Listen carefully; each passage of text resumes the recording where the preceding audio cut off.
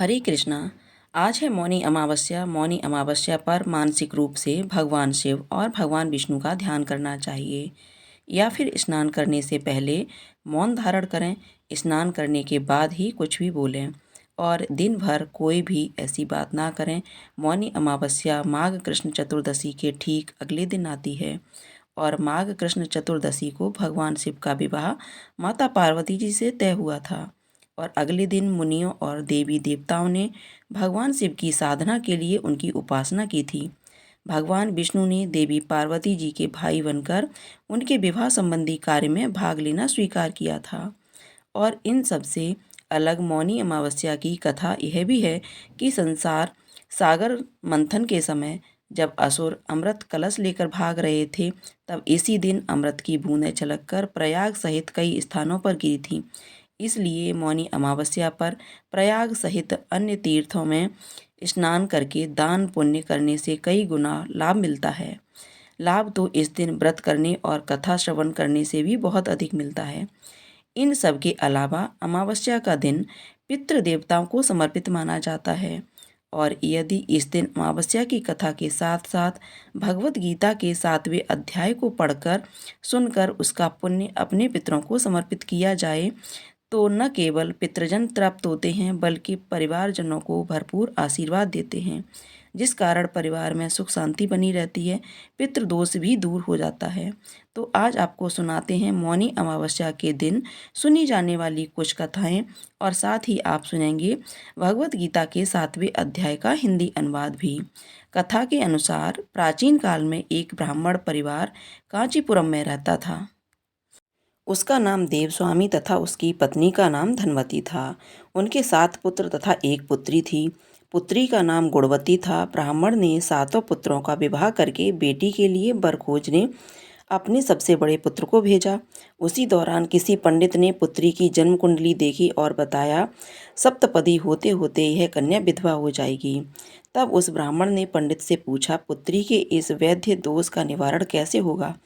पंडित ने कहा, सोमा का पूजन करने से वैधव्य दोष दूर होगा। फिर सोमा का परिचय देते हुए उसने बताया, एक धोबिन है, उसका निवास स्थान सिंगल द्वीप है। उसे जैसे तैसे प्रसन्न करो और गुणवती के विवाह से पूर्व उसे यहाँ बुला लो। तब देवस्वामी का सबसे छोटा लड़का बहन को अपने साथ लेकर सिंगल द्वीप जाने के लिए सागर तट पर चला गया। सागर पार करने की चिंता में दोनों एक वृक्ष की छाया में बैठ गए। उस पेड़ पर एक घोंसले में गिद्ध का परिवार रहता था। उस समय घोंसले में सिर्फ गिद्ध के बच्चे थे। गिद्ध के बच्चे भाई बहन की क्रियाकलापों को देख रहे थे। सायंकाल के समय उन बच्चों की माँ आई तो उन्होंने भोजन नहीं किया। वह अपनी माँ से बोले, नीचे 2 प्राणी सुबह से भूखे प्यासे बैठे हैं। जब तक वे कुछ नहीं खा लेते तब तक हम भी कुछ नहीं खाएंगे। तब दया और ममता के वशीभूत गिद्ध माता उनके पास आईं और बोलीं, मैंने आपकी इच्छाओं को जान लिया है। इस वन में जो भी फल फूल कंदमूल मिलेगा मैं लाती हूँ, आप भोजन कर लीजिए। मैं प्रातःकाल आपको सागर पार कराकर सिंगल द्वीप की सीमा के पास पहुँचा दूंगी। वे दोनों भाई बहन माता की सहायता से सोमा के यहाँ जा पहुँचे। वे नित्य प्रातः उठकर सोमा का घर झाड़ कर लीप देते थे। एक दिन सोमा ने अपनी बहू से पूछा, हमारे घर कौन बुहारता है, कौन लीपता पोतता है?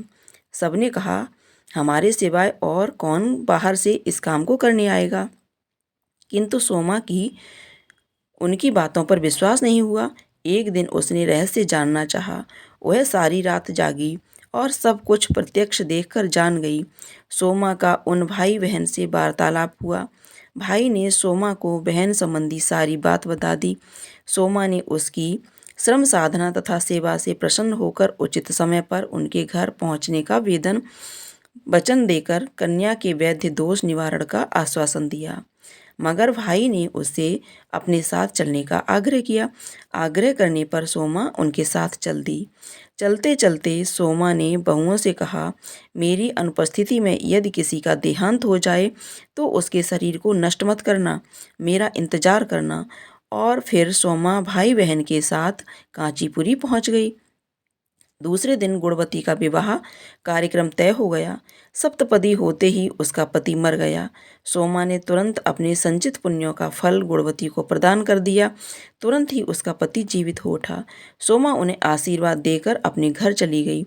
उधर गुणवती को पुण्य फल देने से सोमा के पुत्र जमाता तथा पति की मृत्यु हो गई। सोमा ने पुण्य फल संचिन करने के लिए मार्ग में पीपल वृक्ष की छाया में विष्णु जी का पूजन करके 108 परिक्रमाएं की। इसके पूर्ण होने पर उसके परिवार के मृतक जन जीवित हो उठे। निष्काम भाव से सेवा का फल मधुर होता है। इस व्रत का यही उद्देश्य था। अब आप सुनिए पितृ देवताओं की कथा। पुराने समय की बात है, एक छोटे से गांव में एक श्रद्धालु व्यक्ति हरिहर अपनी पत्नी सुमति और 2 बच्चों के साथ रहता था। हरिहर निर्धन था, परंतु उसके हृदय में भक्ति और पितरों के प्रति श्रद्धा थी। वह हर वर्ष श्राद्ध पक्ष में अपने पितरों की तृप्ति के लिए विधिपूर्वक तर्पण और हवन करता, लेकिन उसके जीवन में अभाव था। न पर्याप्त धन था, न परिवार में कोई सुख शांति। एक रात हरिहर को सपना आया। उसने देखा कि उसके पिता एक छल प्रकाश के रूप में उसके सामने प्रकट हुए। उनमें से सबसे बड़े पिता मैंने कहा कि हरिहर, तुम्हारी भक्ति हमें प्रसन्न करती है, परंतु तुम्हारी श्रद्धा अधूरी है। जब तक तुम पूरे विधि विधान से पृथक नहीं करोगे, तुम्हारी कठिनाइयाँ समाप्त नहीं होंगी। मैं आपके आशीर्वाद से अपने परिवार का कल्याण चाहता हूँ। तब पिता मैंने कहा, तुम्हें गया जी की यात्रा करनी होगी और वहाँ पिंडदान करना होगा, वही तुम्हारी साधना पूर्ण होगी। इसके अलावा हर अमावस्या के दिन अपने घर के मुख्य द्वार पर दक्षिण दिशा की तरफ मुंह करके हमारा स्मरण करके तुम्हें दीप जलाना होगा। ऐसा कहकर अंतर्ध्यान हो गए। अगली सुबह हरिहर ने अपने सपने के बारे में अपनी पत्नी सुमति को बताया। निर्धनता होने के बावजूद भी दोनों ने गयाजी जाने का निश्चय किया। खाने के लिए भोजन नहीं, ठहरने के लिए कोई ठिकाना नहीं। एक दिन यात्रा के दौरान उन्हें एक वृद्ध साधु मिले। साधु ने हरिहर से पूछा, इस कठिन यात्रा पर क्यों निकल पड़े हो? साधु ने मुस्कुराकर कहा, तुम्हारी श्रद्धा महान है, भगवान और पितृ तुम्हारे साथ हैं। यह लोग, यह चमत्कारी ताम्रपत्र है। इस गयाजी में पिंडदान के समय पवित्र जल से भरकर पितरों को अर्पित करना। इससे तुम्हारे सभी पितर प्रसन्न होंगे और तुम्हारे कष्ट भी समाप्त हो जाएंगे। तब गयाजी पहुंचकर हरिहर ने विधि पूर्वक पिंडदान किया। जैसे ही उसने ताम्र पात्र से जल अर्पित किया, एक दिव्य प्रकाश प्रकट हुआ। पितृ देवता फिर से प्रकट हुए और उन्होंने कहा, हरिहर, तुम्हारी श्रद्धा ने हमें प्राप्त कर दिया है। अब तुम्हारे जीवन से दरिद्रता, रोग, अशांति दूर हो जाएगी। तुम्हारा परिवार समृद्ध होगा और तुम्हारे बच्चे भी हमेशा सुखी रहेंगे। पितरों ने आशीर्वाद दिया और अंतर्ध्यान हो गए। हरिहर जब गांव लौटा तो उसके जीवन में बदलाव आ चुका था। अब उसे खेती में नुकसान नहीं होता, बल्कि उसके खेतों में अब फसलें लहराने लगीं। व्यापार में लाभ होने लगा था और उसके परिवार में सुख शांति छा गई थी। गांव वालों ने चमत्कार देखा तो देखकर रह गए। हरिहर ने सभी को पितरों की महिमा का मातम्य बतलाया, समझाया और इस कहानी से शिक्षा मिलती है कि पितरों की सेवा और तर्पण से जीवन के सभी संकट समाप्त हो सकते हैं। पितृपक्ष का हर कर्म केवल परंपरा नहीं, बल्कि हमारे पूर्वजों के प्रति श्रद्धा प्रकट करने का एक पवित्र साधन है। ये थी पितृदेवता की कथा। अब सुनिए आप भगवत गीता के 7वें अध्याय के सभी श्लोकों का हिंदी अनुवाद। भगवान श्री कृष्ण अर्जुन से कहने लगे, हे वत्स, अनन्य प्रेम से मुझ में आसक्त चित्त और अनन्य भाव से मेरे परायण होकर योग में लगा हुआ, तो जिस प्रकार से संपूर्ण विभूति, बाल, ऐश्वर्य आदि गुणों से युक्त सबके आत्मरूप मुझको सच्चे रहित जान, अर्थात संपूर्ण जगत का मूल कारण हो। हे धनंजय, मुझे भिन्न दूसरा कोई भी परम कारण नहीं है। इस संपूर्ण जगत सूत्र में मानव के समान मुझ में अर्जुन जल में रस हूँ, चंद्रमा और सूर्य में प्रकाश हूँ, संपूर्ण वेदों में ओमकार हूँ, आकाश में शब्द और पुरुषोत्तम में पुरुषोत्तम हूँ, पृथ्वी में पवित्र, गढ़ और अग्नि में तेज हूँ और संपूर्ण भूतों में उसका जीवन हो, और तपस्वियों में अर्जुन तो संपूर्ण भूतों का सनातन बीज मुझको ही जान। मैं बुद्धिमानों की बुद्धि और तेजस्वियों का तेज हूँ। हे भारत, श्रेष्ठ हूँ, बलवानों की आसक्ति हूँ और कामनाओं से रहित बल अर्थात समर्थ हूँ और सब भूतों में धर्म के अनुकूल अर्थात शास्त्र के अनुकूल काम हूँ और भी 7 उत्पन्न होने वाले भाव हैं और जो रजोगुण से होने वाले भाव हैं उन सबको तुम मुझसे ही होने वाले हैं ऐसा जान, परंतु वास्तव में उनमें मैं वह और मुझ में नहीं। यह सारा संसार प्राणी समुदाय मोहित हो रहा है, इसलिए इन तीनों गुणों से परे मुझे अविनाशी को जानता नहीं, क्योंकि यह अलौकिक अर्थात अद्भुत त्रिकोण में मेरी माया बड़ी है। परंतु जो पुरुष केवल मुझको ही निरंतर भजते हैं वह इस माया का उल्लंघन कर जाते हैं अर्थात संसार सागर से तर जाते हैं। माया द्वारा जिनके ज्ञान को हरा जा चुका है, ऐसे असुर स्वभाव को धारण किए हुए मनुष्य में नीच दुष्ट कर्म करने वाले लोग मुझको नहीं बजते।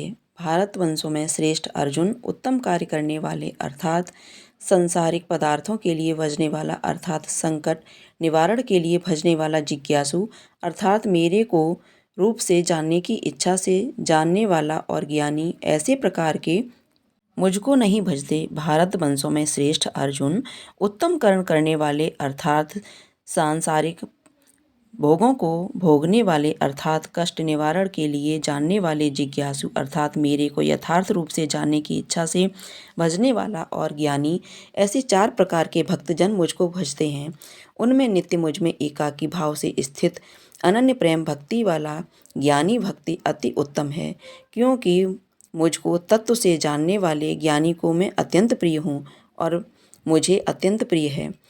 यह सभी उद्धार है, परंतु ज्ञान तो साक्षात मेरा स्वरूप ही है, ऐसा मेरा मत है, क्योंकि वह लोग मंद बुद्धि वाला ज्ञानी भक्त अति उत्तम गति स्वरूप मुझ में ही अच्छी प्रकार स्थित है। बहुत जनों के अंत के जन्म के तत्व को प्राप्त पुरुष सब कुछ वासुदेव ही है, इस प्रकार तुझको भजता है वह महात्मा अत्यंत दुर्लभ है। उन लोगों की कामना द्वारा जिनके ज्ञान को हरा जा चुका है, वे लोग अपने स्वभाव से प्रेरित होकर उसे नियम को धारण करके अन्य देवताओं को भजते हैं अर्थात पूजते हैं। जो सब काम भक्ति के स्वरूप को श्रद्धा से पूजता है और उसे भक्ति की श्रद्धा में इस देवता के प्रति स्थिर करता हूँ, वह पुरुष उसे श्रद्धा से युक्त होकर उस देवता का पूजन करता है और उस देवता को मेरे द्वारा ही विधान किए हुए उन इच्छित फलों को प्राप्त करता है।